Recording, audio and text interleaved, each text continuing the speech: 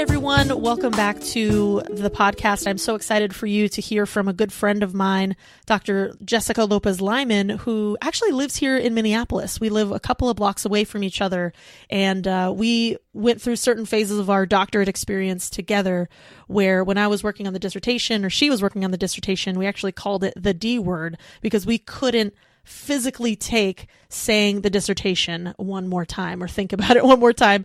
So we've definitely been there for one another. And I'm really honored to have her on the episode today and for you to learn and grow from some of the questions that she encourages us to center in our own daily practice and some of the strategies that she uplifts. She's really brilliant in her uplifting of strategies that you can implement today, tomorrow, and look to those micro habits as you move throughout your days. So here's some of the high-level topics that we discuss during our conversation. Dr. Lopez Lyman recalls her earliest memories of learning and writing and how that made these new worlds alive to her and opened up all these possibilities for her. So it's a really beautiful story that stems from her early childhood love of education and learning. She encourages us to centralize this question to deeply consider so that we might imagine the ideal conditions that we want for a better tomorrow. And we were on this train of thought around liberation and what it means to imagine our ideal tomorrow. So she asked us to center this question in our daily lives. The question is, what do you want? Really clearly envisioning that. And she brings an example from one of her advisors that really helped to illustrate this point. She also connects the act of manifesting. So this practice of manifesting, something as simple as writing and keeping our dreams and visions on a piece of paper and keeping them in order to make those dreams and visions a reality. So there's some amazing nuggets of wisdom in there that I hope that you are able to connect to. She also offers guidance for today's higher education inclusion innovators that include a practice of discipline as a form of liberation. And she reiterates this point. She says, using discipline as a form of liberation is about having agency in our lives and the outcomes of our lives. So even in the highlights of this synopsis that I'm providing for you to look forward to in the episode, there's so much more. I hope that you enjoy it. And I'm really excited that you're here in community, listening and growing with each of us as we build our liberated tomorrow together. So enjoy the episode.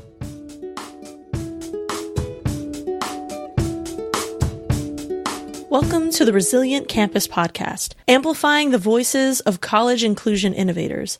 I'm your host, Sabby Labor, founder and CEO of Resilient Campus. Join me each week as I interview professionals on the front lines of campus and community movement building. For more information, please visit resilientcampus.com/podcast.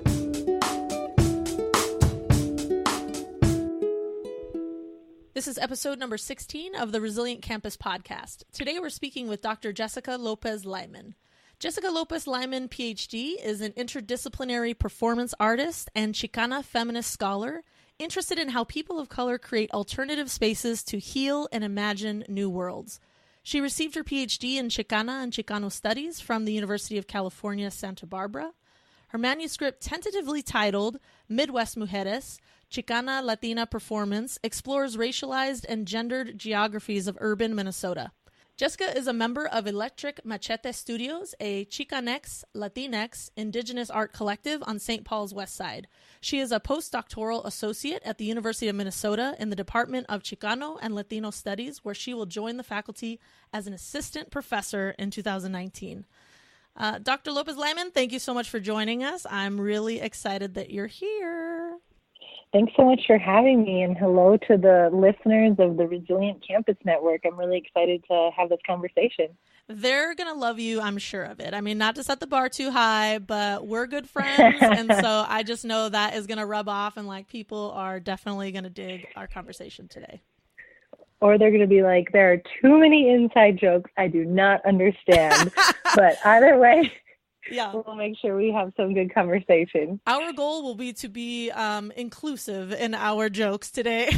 Exactly. And if you don't understand it, you can tweet at us. Yeah, right. All right. So, Jessica, tell us about what identities are salient for you today and what's on your mind. What do you want people to know as they listen into the story and the narrative that you're exploring today? When I think about this question, Chicana feminist, queer women of color, these are the first things that come to mind. But also today, I'm really feeling my writer identity. I have not written yet today, but I feel a lot of musings happening. I'm headed to a conference, the Gloria Andradua El Mundo Zordo conference, which is held in San Antonio, Texas tomorrow. So I've just been finishing up my conference paper, and I'm really feeling like a writer today, which feels great because some days it's hard to feel like a writer. Is it because you're preparing for this conference? Is it because you've been engaging in that practice more regularly? Like, why is that at top of mind for you? Is it the weather? Yeah, we're here in Minneapolis, and it's actually sunny today. There hasn't been snow for, 3 days. No, probably, a month. But I think for me, the writing identity is becoming more and more important because this past year, as I've been a postdoctoral associate at the University of Minnesota, my friend Sara Ramirez, who is also a postdoc with me, she's here for the year. We've been really intentional about writing 30 minutes a day. And there's a lot of different studies out there that talk about short increments of writing actually make you more productive. And so I've been taking my spirituality very seriously, trying to find a grounded practice, sitting at my altar, being with my ancestors, and trying to do that every day. I've been running. I'm training for a half marathon right now, which I'll be running June 23rd in Santa Barbara. And so every day trying to do something to prepare for that, and then writing. And so I think those three things together are this beautiful weaving of a braid, because having to be disciplined as a writer, even just short stints every day, is really critical to moving projects forward. And so I've been trying to tell myself more and more that I need to claim this identity of being a writer, because in the claiming of our identities, like, we can feel a lot of empowerment. And so I have my Chicana feminist identity, my queer woman of color. Those are all important. They shape my life. They inform how I see the world, experience the world. But I also really want to claim that writer, artist, creative spirit that I have. Yeah, that's beautiful. And for people that might not know what a postdoc associate is, how would you explain that to them? Sure. So after you finish your dissertation and you graduate, there are different paths. Some people choose academic paths, student affairs. Some people choose tenure faculty positions. More and more, it's common to get a lecturer or visiting professor position. A postdoctoral associate, or sometimes they're called postdoctoral fellowships, typically are 1 to 2 years. In the sciences, they may be up to 3. But the idea here is that you are given a stipend to work on your research. Sometimes, and again, it depends on your field. For example, in the sciences, you might be working with a different faculty member and more working on their projects. But in the humanities and the social sciences interdisciplinary program, which I come from, the postdoc allows you to work on your first book project. And so it gives you time. Typically, you don't teach, or you teach one course. Some universities require you to give one lecture through the year, but you don't do any service, which is really important, particularly for all those people that are in faculty positions now, and knowing that you got to juggle your teaching, your research, and your service. So it eliminates that, and it really gives you time to focus on your work and move your project forward to the next stage. Yeah, thanks for explaining that. So before we got on this call, we talked a little bit about your service, and maybe that's a good segue into this next question about, sharing with us the work that you're doing today at the University of Minnesota or in our local communities. What's at top of mind for you? What are you working on today? Sure. So I teach in the Department of Chicano and Latino Studies. We were the first department ever to be established in the Midwest. The department was started in 1971, similar to other departments around the nation. It came out of students, community members, parents, families putting their physical bodies on the line. There were hunger strikes, etc. And in 71, the University of Minnesota approved the department. The first classes were taught in 72. And so at the heart of my discipline, as well as the heart of our department, is community engagement. When I went to the University of Minnesota, I never identified as a community engaged scholar, because that's just the work that I do in my discipline. But there's a whole field of study, which I'm learning about, and basically a kind of push, I would argue, nationally, internationally, to do more engagement work. So moving away from this service learning model to building deeper relationships and stronger community partnerships with people off campus. So in terms of thinking about how I'm being inclusive, I think that's one of the areas where I'm really trying to make an intervention right now. The University of Minnesota has a public engagement office, and they do really great work. They also have a Center for community engagement, which used to be their service learning. But one of the things that I've noticed is that in ethnic studies, in Chicano Latino studies, we're really experts at community engagement because, like I said, this is the heart of who we are. Unfortunately, I think because of the systems of oppression we live in, white supremacy, heteropatriarchy, etc., the way that knowledge, epistemologies get placed in hierarchies, the way that interdisciplinary fields aren't fully understood in practice, although they might be theoretically, these kind of contexts create an issue where we are not seen as experts in Chicano Latino studies for community engagement. And so one of the efforts that I'm trying to work on right now is to think really critically with my colleagues, how do we kind of open up our curriculum so that people can see the work that we do, as well as how do we create institutional change at the university to push them to do community engagement that does not just do work for a community, but with the community, that doesn't just extract for publication and for research agendas, but really is invested in what the different communities people are working with, what their desires are, what their gifts are, what their talents are. And so what does this look like practically? I just taught a class called Theory in Action. This is the third time I've taught the class. It's an upper division class, mainly juniors and seniors, very small, 10 students in the class, and they work in different Latinx organizations. Some of my students worked for the Minnesota Council on Latino Affairs. My other students worked for CETUL, a worker center in South Minneapolis. And in doing this work, they do an internship where they work at least 10 hours a week. And then we do some really critical reading. So we read Mexican-American Women Activists of East Los Angeles by Mary Pardo, which is a classic in Chicano Latino studies. We then read Adrienne Marie Brown's new work, Emergent Strategy, to think about how do we do this internal transformation in order to have external transformation. And then we finished off the semester reading The Revolution Will Not Be Funded, which is a collection of essays that was published by Insight, a women of color collective. And what we do in that class really becomes a model for what I'm hoping the rest of the university will do, because one of my students was hired by the community engagement, previously service learning department, to work with CETUL, to work with the center and work with my class and figure out what are the structural barriers right now for students of color, low-income students, first-generation students to do this kind of engagement work. Because when you look at the demographics of who's taking these kind of courses, it tends to be your more middle, upper-class white students.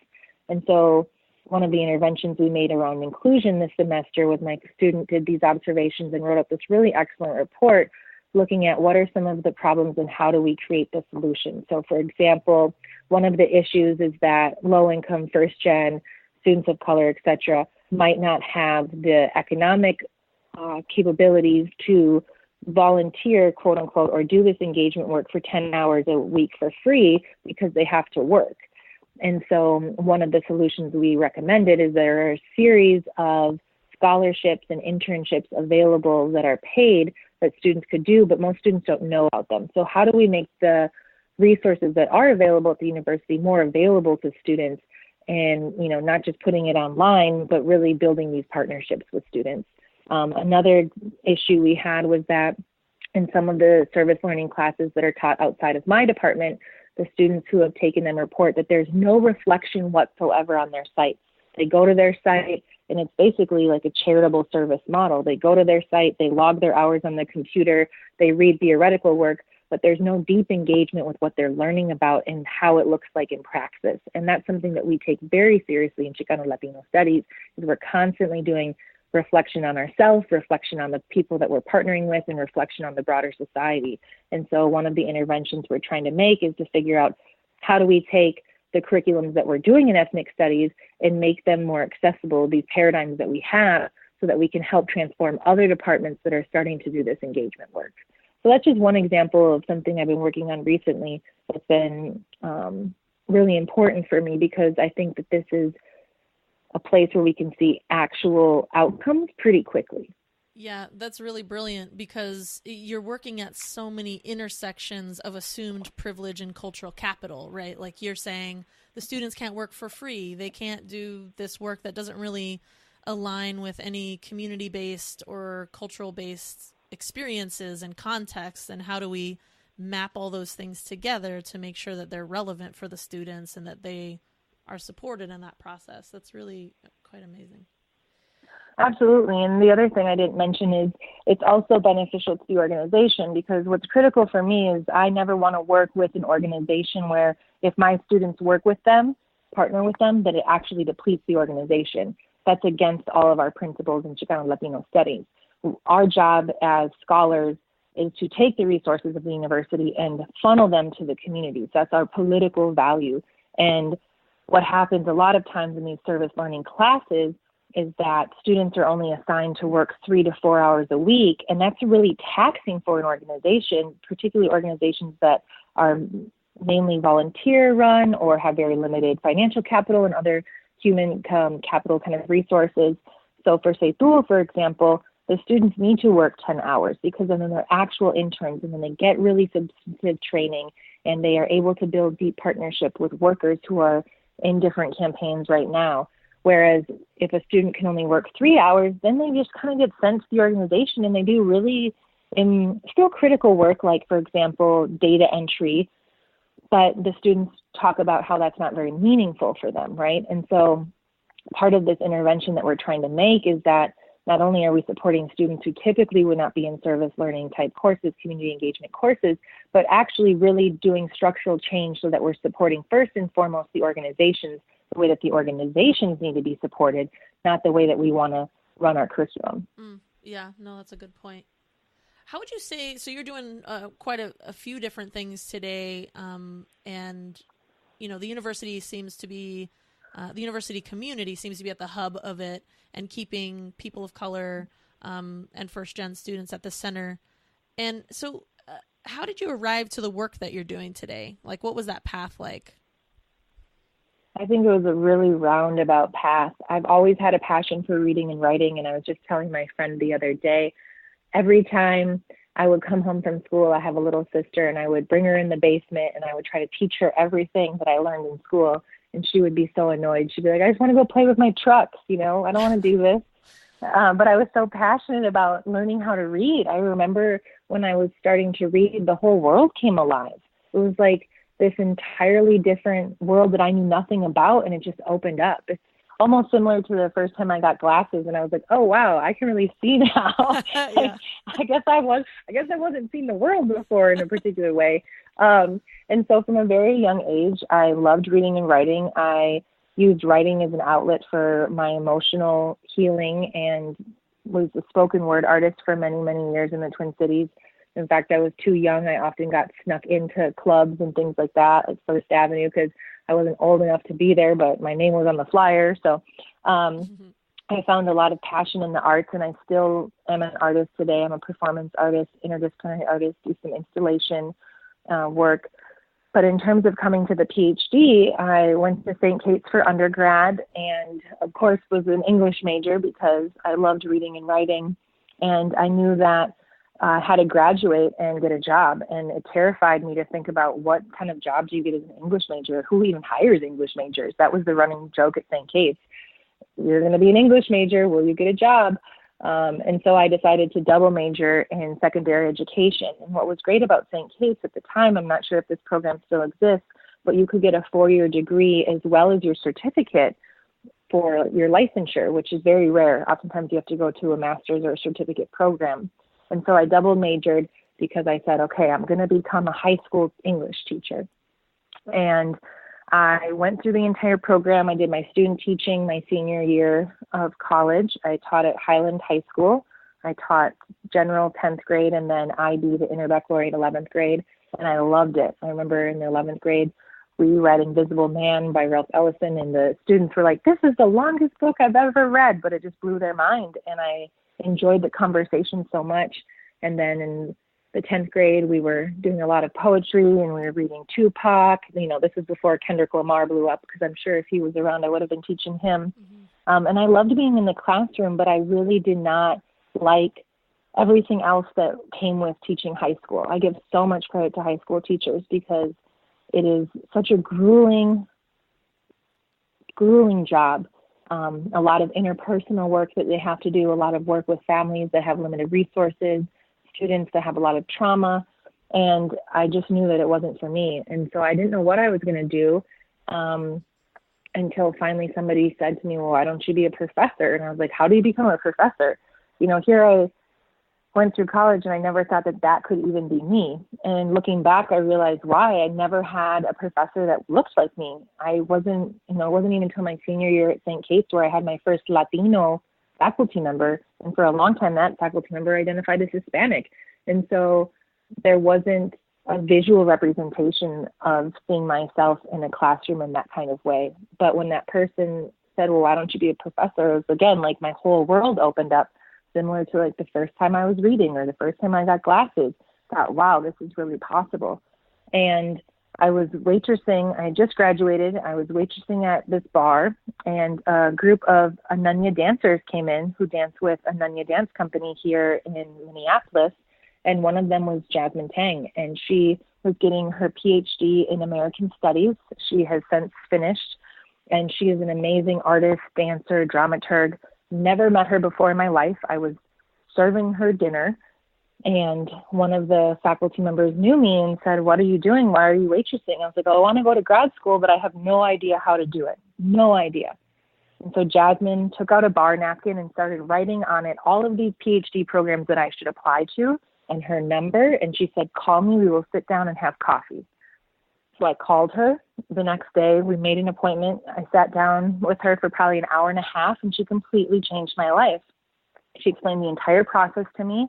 I started studying for the GRE, sent in my applications, and I knew I wanted a Ph.D. in Chicana and Chicano Studies. At the time, the University of California, Santa Barbara had just started the program, so I'm the 5th cohort. It's the very first Ph.D. in the nation.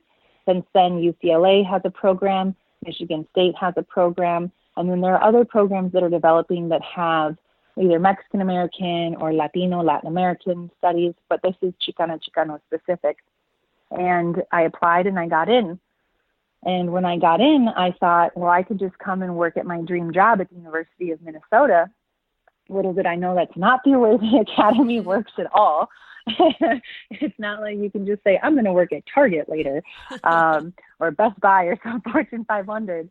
And so it wasn't until my second year of grad school where I realized, oh, so I can't just apply anywhere. Like getting a tenure track job is nearly impossible sometimes. Okay. But that kind of disappointed me for a long time. And so now the fact that I'm in a tenure track position at the place where I originally wanted to be in my home state, it was like a miracle. I feel like I won the lottery. And the last thing I'll say about this journey here, when I found out that I had been given an offer by the University of Minnesota, the very same coffee shop that almost 7, 8 years prior, where Jasmine Tang took me to sit to explain how to apply to grad school, the very same coffee shop at the very same table is where I was told that I would be receiving an offer for a tenure track position at the University of Minnesota. Wow. That's powerful. Yeah. Talk about full circle, right? Yeah, full circle, and just the power of a person, in this case, a single person telling you this is how you do it, and providing on a bar napkin the programs, the roadmap, if you will. That's beautiful, Jess. I didn't know Dr. Lopez Lyman and myself, we've known each other for about, I think, 6 years now. And we met at the Soul Writing Conference, and I might be getting the title of it wrong.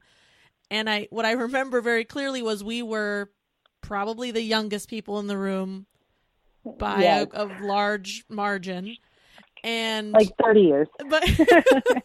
And you gave a keynote, and I still have the material that you provided from, this might have been a different keynote, but you were talking about being a sandbar and kind of pulling pieces from those notions.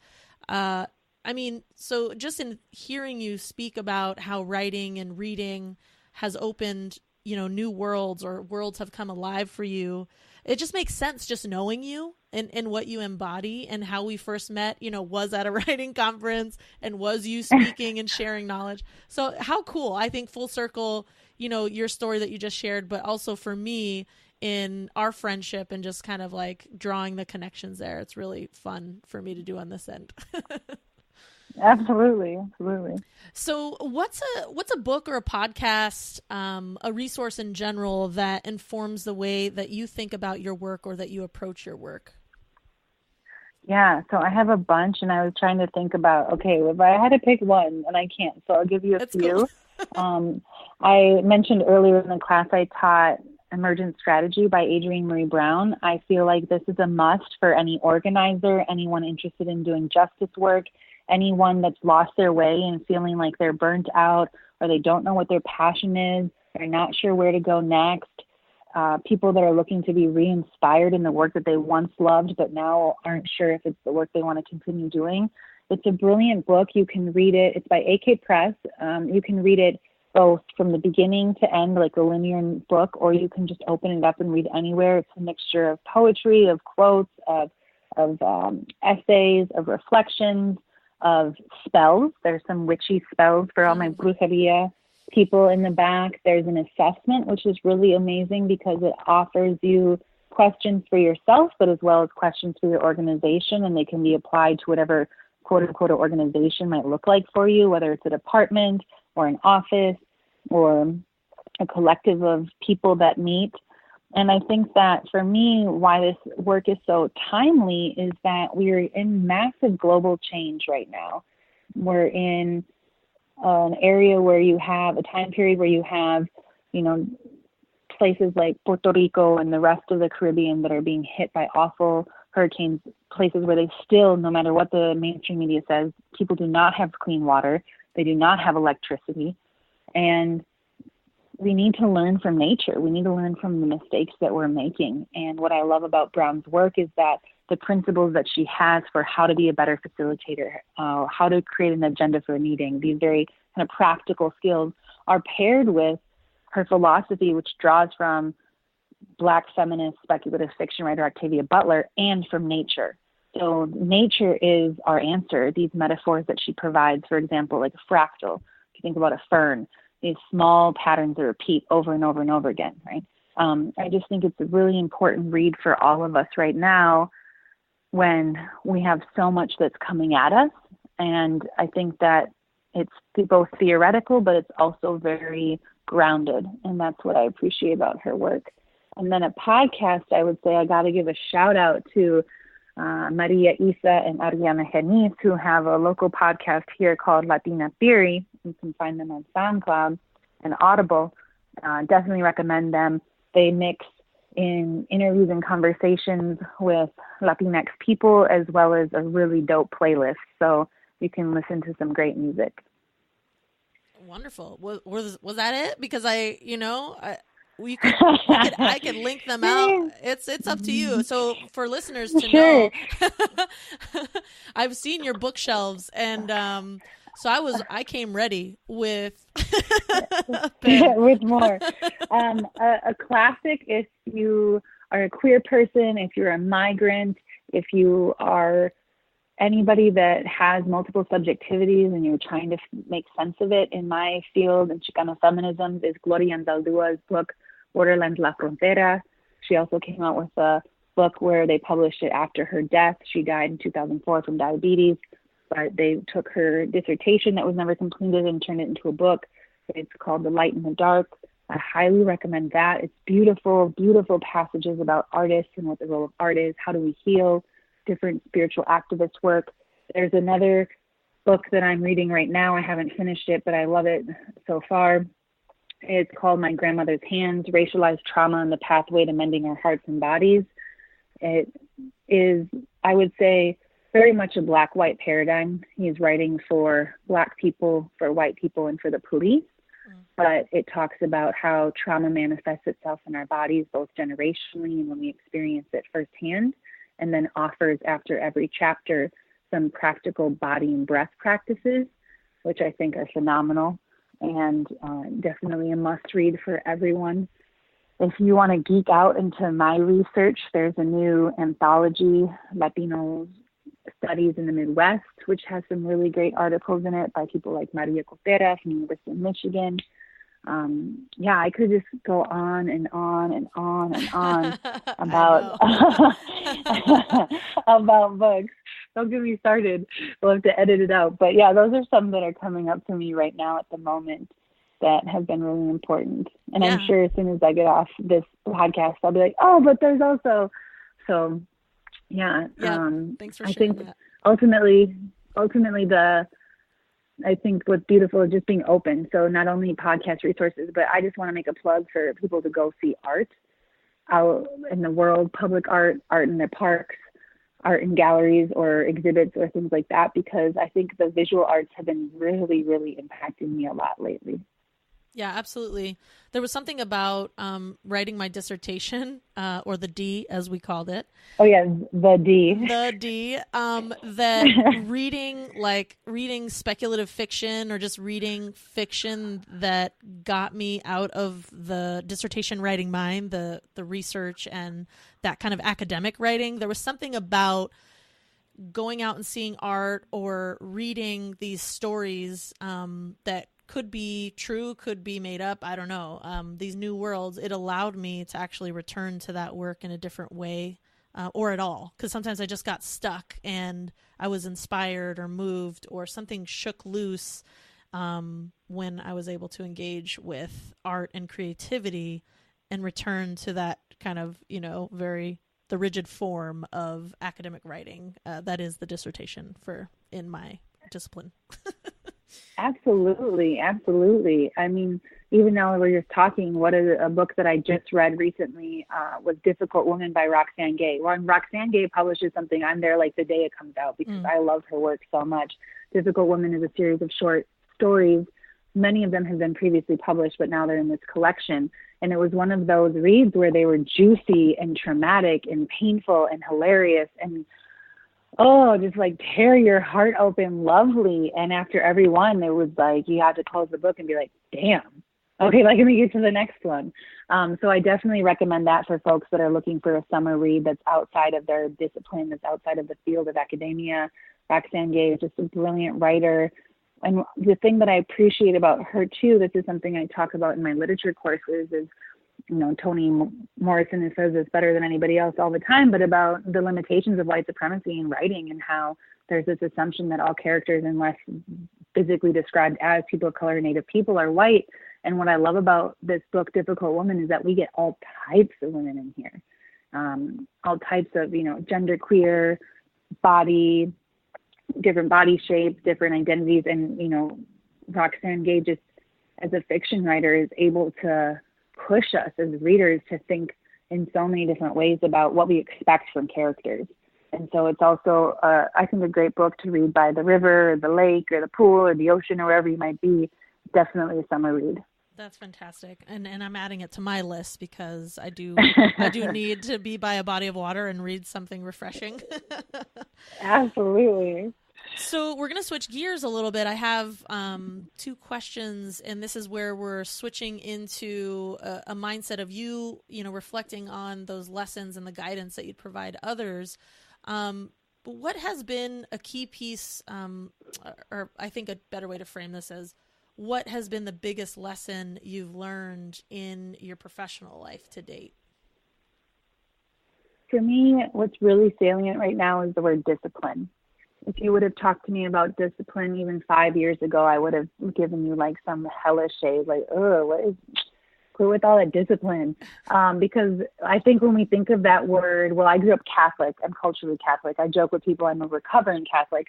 But for Catholics, discipline, there's thousands of years of make group of like physically harming your body because there's some sin or you're trying to cleanse yourself. And it's the discipline of removing all toxic evilness. And so there's that connotation. Then I think there's a connotation of discipline that's very conservative or very rigid. And so I was very standoffish from discipline. But I watch successful people. And again, success to me is not money, but it's about people that are living their passions and they're thriving. And that is success. And so I watch these people who I say are very successful in the work that they do and the lives that they lead. And I started seeing this common denominator of discipline. And they were not very forward about it. Oftentimes they were observations. These aren't things that people would tell me, but I just watched their actions. And they would do things repeatedly as a practice, similar to how people, go to the mat for yoga or whatnot. And I started thinking, like, there's something to this idea of discipline. And so, as I mentioned earlier, I'm training for this half marathon, and I love running because it requires discipline. You can't just go out and run 13 plus miles. You could, but you could hurt your body. You have to put on your shoes, 3-4 times a week and hit that pavement. And no one can do it for you but yourself. The same thing with writing, the same thing with the research that we're doing, the same thing with our professional lives. You're not going to sit down and write your book in one sitting. You have to do it in small, small steps. And that requires the discipline to sit down by yourself at your desk or your medicine ball or on the floor or wherever you write, and go to that page and put your heart and soul and mind into the work. Nobody can do that for you. Even in, I'm a part of a lot of writing groups, but at the end of the day, it's just the discipline that I have to make the work happen. And so now I've been really embracing discipline. And for me, I think that the discipline applies to all of our lives, both inside and outside of the academy, but particularly for us in the academy, because the work is so grueling. A lot of my advisors talked about what we need for tenure now is what you would need to go up for full back in the day, right? Like, you used to be able to get hired and not even have a peer review publication. You could get hired and still be writing your dissertation. And, things have changed so much in our new liberal university. And so the tasks that we have can be very overwhelming, and the requirements that we have can feel so big. But when we break it down into very small parts, and I think about it like a turtle, although I do have a turtle as a pet. My turtle moves very slow. But if we take the stereotype of the turtle, maybe the tortoise is better, right? Like, moving very slow. That's the same thing that we have to do in our professional life. And I think for me, what has been so useful is coming to accept discipline in my life is a form of liberation. Discipline is a form of liberation. And that's something that I'm taking very seriously. Because what discipline, the last thing I'll say, why I see it as a form of liberation is that in the world that we live in now, excuse me, with the political climate that we're in, that I think will only continue, the climate crisis that we're in, the scarcity models that have been placed upon us that we feed into, we can become very reactionary and constantly like a ping pong ball going off of everybody else's paddle, but never setting our intentional course, never setting the energy that we want to put out into the world. And I think what discipline allows, whether it's a spiritual discipline, a physical workout discipline, a writing discipline, etc., is that it allows us to set our intention. It allows us to choose our path. It allows us to choose how we act. And that's why it's liberatory. I just want to pause and just say, wow. I think of the last, even if I rewind to the last 7 days of my own life and thinking about those moments where I just need to kind of push myself to the edge of getting started on a task and, or committing to continuing work on a project or starting something new, that is really helpful in thinking about, really that this is a path to liberation. If I want to do this for myself, then, move my butt essentially, right? Like, move towards it, do something, even if it feels small. So thanks for sharing that. I think that people listening in are probably, they were driving, but now they pulled over to the side of the road because they're just snapping, and saying, yes. And where do I write that? Yes, because be safe out there. Don't be writing while you're driving. Please no texting and driving. Yeah. Don't be writing, really amazing liberatory comments and highlights while you're driving. Exactly. Well, I think it's so true. My dissertation advisor, Dr. Aida Hurtado, talked to me a lot about liberation and colonialism. And one thing she would say to me is that as colonized subjects, we're so used to living in a cage that when the cage door is open and we are given access to our own liberation, many of us choose to remain in the cage because we are too afraid to be decolonized. And that to me shows me that we're living in a society where we are not being mentored, where we are not looking to our elders to lead us, or our elders don't have the capacity, the capability, the emotional knowledge to lead us. And we're confining ourselves in times when sometimes we actually can be free. And I don't mean this in this like romantic sense of revolution or whatever. Like, I'm very much aware of the current systems that we live in. But I also think what, like we were talking about earlier, the speculative fiction writers, et cetera, teach us, queer POC spaces teach us, is that we have to dream up the worlds that we want to live in. Like the Zapatistas say, we want a world where many worlds exist. And for me, discipline is that vehicle to get into that world. That's brilliant. And one of the things, one of the conversation points that I've been engaging as I visit different campuses and talk about resilience specifically is that folks are instantly invested in the idea that resilience and happiness and thriving are concepts for white folks only. And, and have these like heteronormative white middle class connotations. And my response is, and how are we shaping this narrative, right? And it's like, how are we dreaming ourselves to have a resilient present and future? Can we dream what that looks like, feels like, that environment and build that context? As because it's this phrase that you're using, the quote that your advisor provided around, as colonized subjects, we being in cages, living in cages. How do we imagine beyond that? How do we imagine that tomorrow that we really want to envision that is ours, from our context, from our stories, from our communities? I don't know. So it's definitely something that's on my mind about our ability and inability to see past these really thick clouds that systems like white supremacy and patriarchy have created for us to exist within. It's like, I can't imagine moving through those walls of smoke or fog. I really appreciate that perspective that you just brought. Oh my God. I mean, I feel like when you're providing these responses, I just need like 20 minutes to think about them and then we could return. Well, true. I mean, and people most recently have been asking me, like, where is this idea of discipline that you're thinking about really coming from?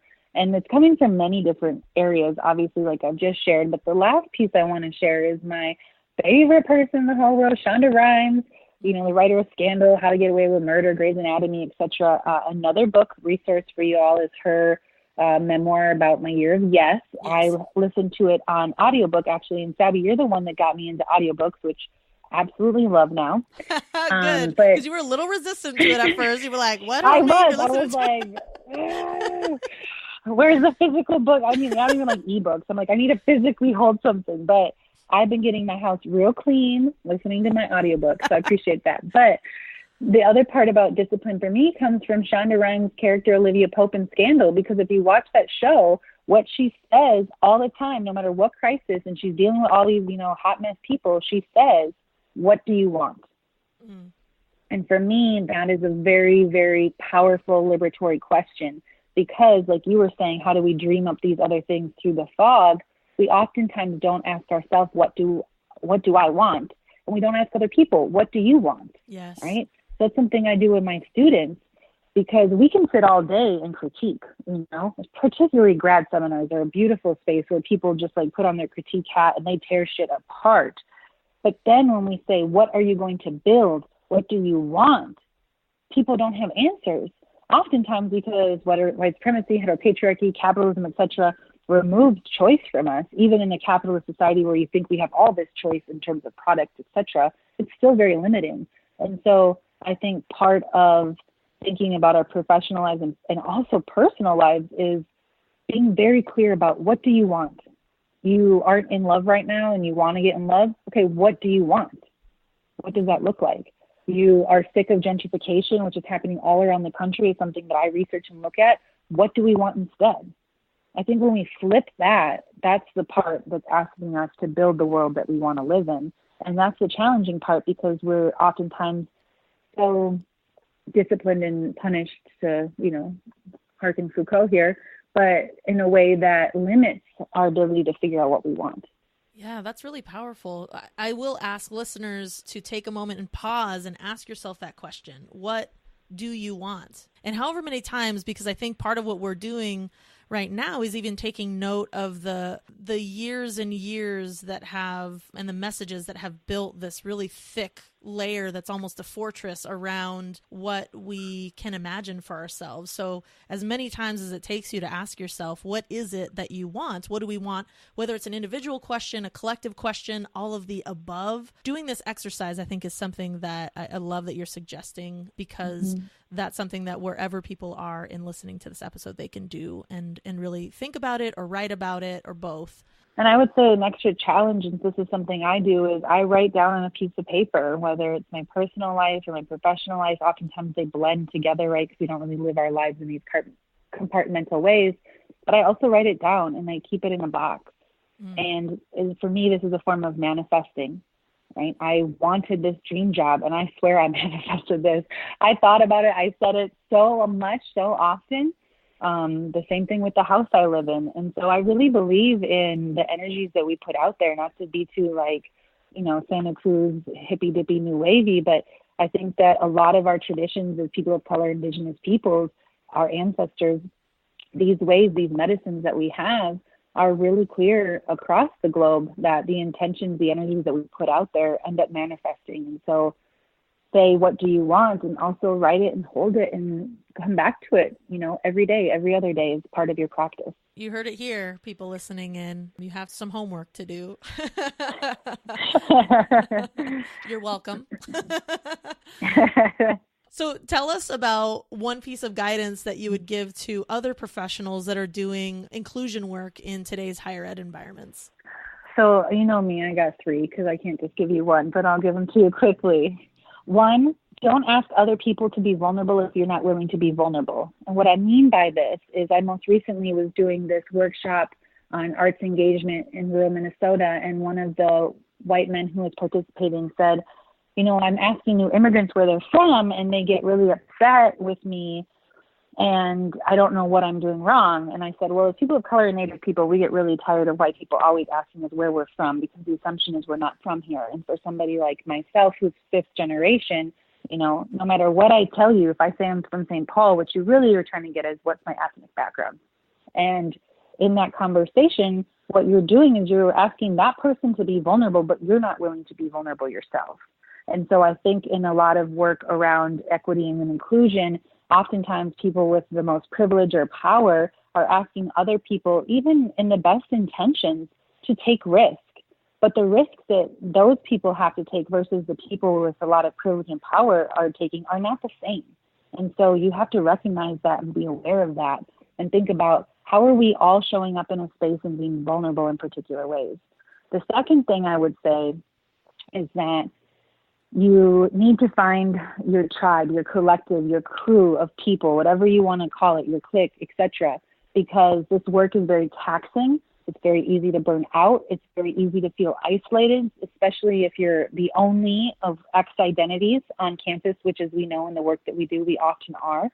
And this group of people might not necessarily be in your same department or office or university. You might have to go nationally, depending on what kind of identities or experiences you're holding. But build your people that don't just cheer you on, because we all need cheerleaders, but also hold you accountable to your values, because oftentimes, particularly at predominantly white institutions, we can become tokens. Tokens do not create institutional change. Tokens are the cherry on top for the university system to say, look how beautiful we are. And when you become a token, people don't want to admit this, but sometimes there's a pleasure in it because you are seen. When we live in a world where we're often made invisible. And so when you have your crew of people, they will not only cheer you on, but they'll also hold you accountable to who you really want to be, and will make sure that you don't get tokenized. Will make sure that you are challenging the system. They'll have your support when you have to go up to, someone in power or a meeting or push a particular policy. They will make sure that you are able to bring your voice and bring your experiences to the table. And then, you all can go talk about it afterwards or vent or whatever you got to do. And then the third thing I would say is that you really need to name injustice with a fierceness that requires a lot of bravery. So, for example, I most recently got invited to review a racial equity statement that an arts organization was writing. And they did what we typically see in these kind of racial equity statements. Again, really great people, perhaps a board that's difficult, or a very diverse set of constituents that have differing political and identity politics. And so trying to create a statement that is inclusive of everyone is a challenge, and I recognize that. But they did what we see a lot of times here in Minnesota, but also nationally with these more liberal nonprofit organizations, is they gave the typical, we understand that due to historical and systemic inequities, we have a current system of blah, blah, blah, right? And for me, that's not a fair statement. If you're really talking about equity and inclusion, we need to name that we are on Indigenous native land. We need to name that we are inhabiting sovereign nations right now. We need to talk about what does native sovereignty look like. We need to talk about anti-Blackness and reparations. We need to name the fact that we're living in a place where we have strict, ridiculous, inhumane, violent borders that separate families from homeland that these families, some families have known for thousands of years, right? And so to be really fierce in how we're talking about injustice, I think is important, because in an institution like a neoliberal university, we have a tendency to gloss over it, to use big fancy words. And what that does is it really leaves out the violence that happens when we have injustice. So those are my three things that I would say are really important for myself in the work that I'm doing, and would like to see other people do that as well.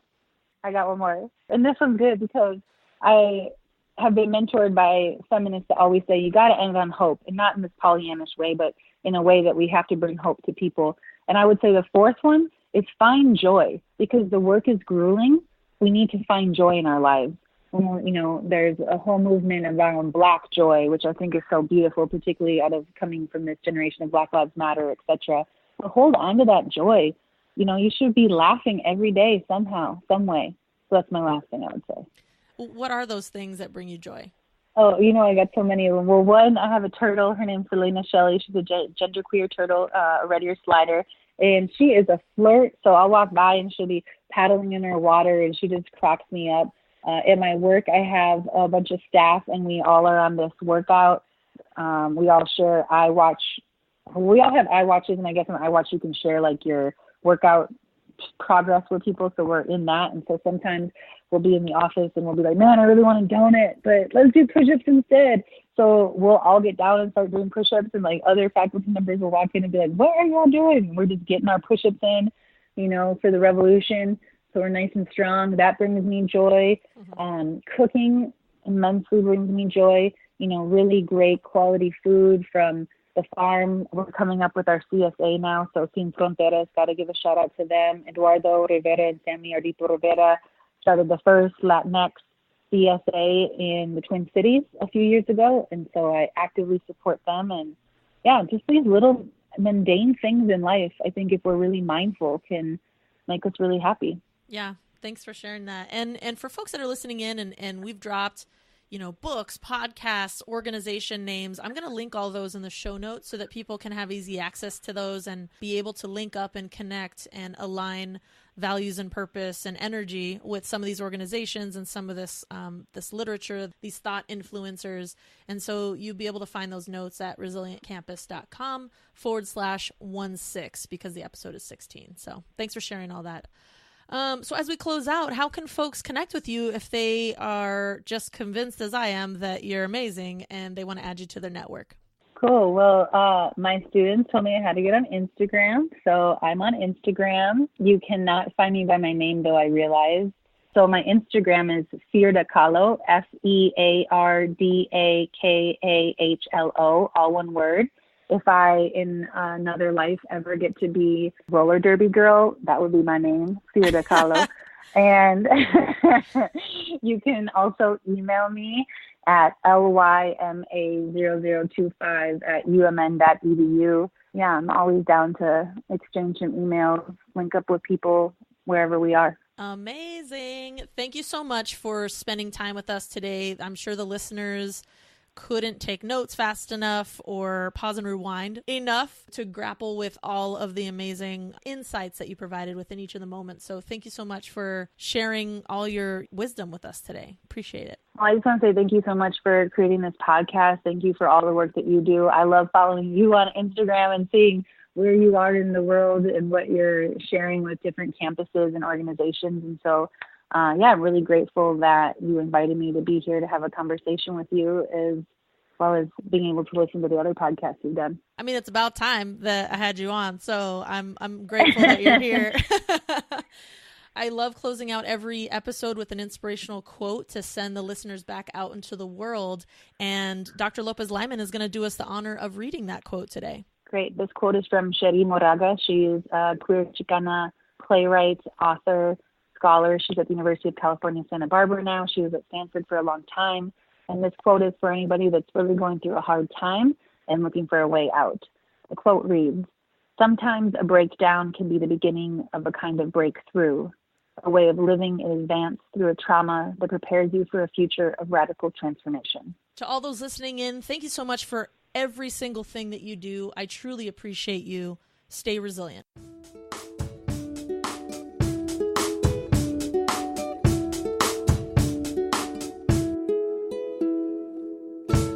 Thanks so much for tuning in. Head on over to iTunes, SoundCloud, or Stitcher to subscribe to this podcast so you don't miss out on a single episode.